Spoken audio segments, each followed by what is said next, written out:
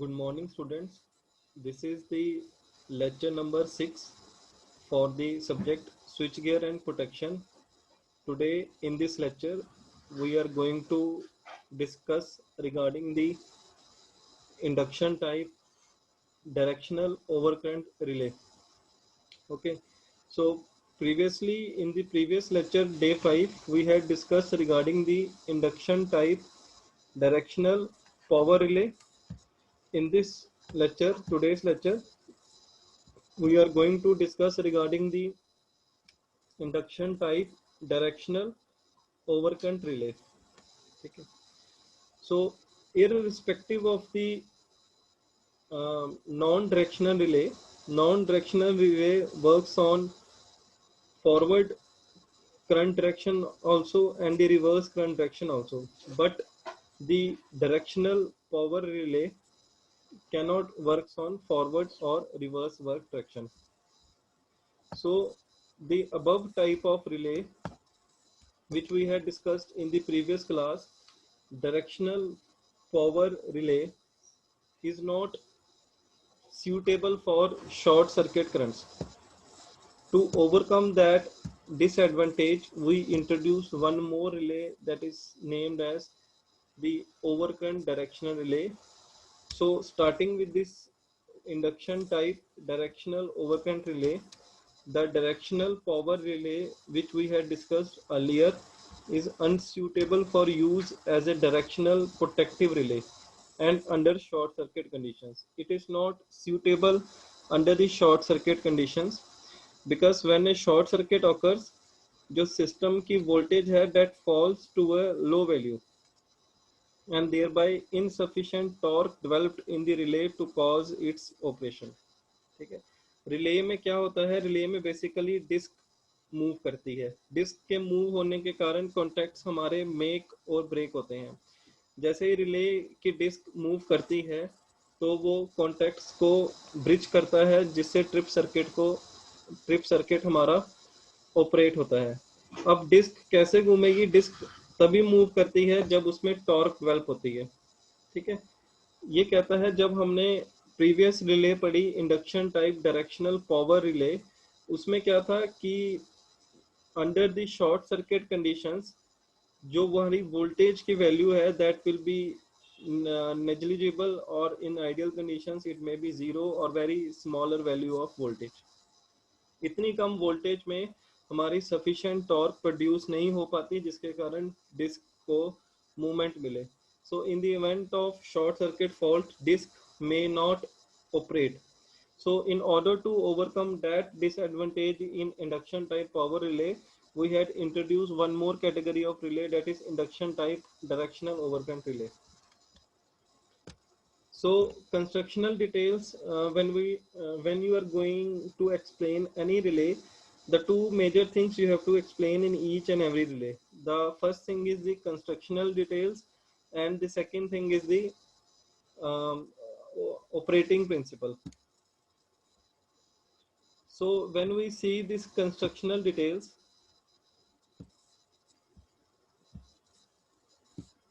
from the constructional details, we came to know that it consists of two types of relay.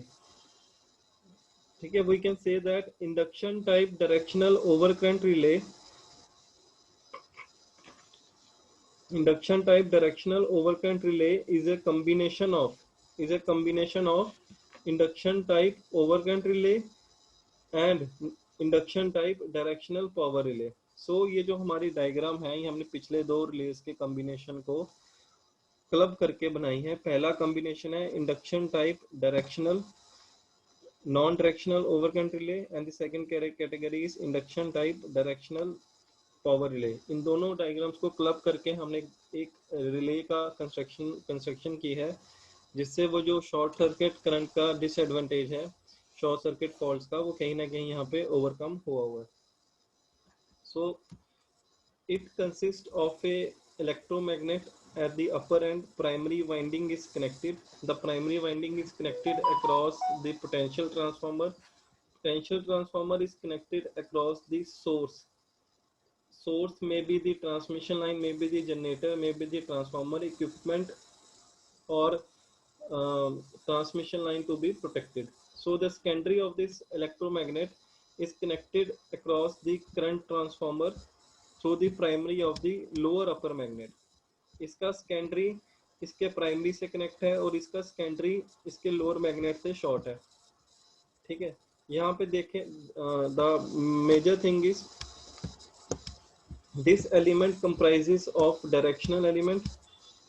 ठीक है, this element comprises of non directional element. वो directional element को comprise करता है कि non directional element को comprise करता है. So overall relay is a combination of two things, directional element as well as the non directional element. अब हमने ये चीज देखना है, अगर ये दोनों ट्रिप ये दोनों कॉन्टेक्ट्स बनाएंगे, जो ब्रिज बनेगा, ठीक है, अगर ये दोनों फिक्स होंगे कॉन्टेक्ट्स, अगर जैसे ही ये डिस्क मूव करेगी through a particular angle due to the introduction of fault, जैसे ही कॉन्टेक्ट्स क्लोज होंगे तभी नीचे वाले कॉन्टेक्ट्स ऑपरेट करेंगे. अगर ये कॉन्टेक्ट्स ओपन होंगे नीचे वाले भी ओपन रहेंगे. अगर डायरेक्शनल एलिमेंट के कॉन्टेक्ट्स क्लोज होंगे तभी नॉन डायरेक्शनल एलिमेंट्स के कॉन्टेक्ट्स काम करेंगे. So it is a combination of two things, directional element and a non-directional element. This trip circuit, this whole trip circuit is connected to the circuit breaker. So ये जो पूरा का पूरा trip circuit है, that is connected to the circuit breaker. Circuit breaker will break the contact in the event of fault and isolate the faulty section from the rest of the portion. So this is this.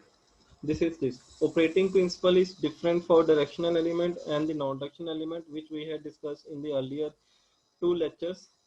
इस disc को क्या होता है, ठीक है, all the principles are somehow similar. Disc में क्या है, डिस्क में टॉर्क डेवलप होती है, उस टॉर्क डेवलप होने के कारण हमारा ये कॉन्टेक्ट्स मेक होते हैं. ठीक है, अब वो टॉर्क कैसे डेवलप होती है, वो डिफरेंट डिफरेंट रहेगा हर एक किसी रिले में. मतलब डिस्क में टॉर्क डेवलप होगी तो डिस्क रोटेट करेगी. अंडर नॉर्मल ऑपरेटिंग कंडीशंस, जब सिस्टम हमारा नॉर्मल होता है, विदाउट फॉल्ट होता है, under normal operating conditions the driving torque is less than the restraining torque. ठीक है, when the fault occurs the driving torque becomes more than the restraining torque, the disc will rotate and the contact will close. Okay, so here is explanation, some explanation about the construction and details. The two relays elements are so arranged that the final tripping of the current controlled by them is not made till the following conditions are satisfied. Current flow in a direction such as to operate the directional element. Current in the reverse direction exceeds the preset value. Excessive current persists for a period corresponding to time setting of a relay. ठीक है, सो time setting of A relay क्या है, time setting है कि कितने time के बाद हमारी रिले ट्रिप करेगी. अगर ओवर फॉल्ट होता है, ओवर करंट फ्लो करती है, तो कितने टाइम के बाद हमारी रिले ऑपरेट करेगी. हम इसमें कुछ और भी चेंजेस कर सकते थे. हम इसमें सेकेंडरी में प्लग सेटिंग मल्टीप्लायर भी कनेक्ट कर सकते हैं जो करंट की सेटिंग को एडजस्ट करते हैं, जैसे हमने पहले पढ़ा था नॉन डायरेक्शनल रिले में. लेकिन उसमें एक ड्रॉबैक था कि अगर हम प्लग सेटिंग का यहाँ पे कनेक्शन देते तो कि पूरी डायग्राम काफ़ी कॉम्प्लेक्स बन जाती. It will be very difficult to understand. To make it easy we have just make a diagram simpler without considering the plug setting for the secondary of the lower electromagnet.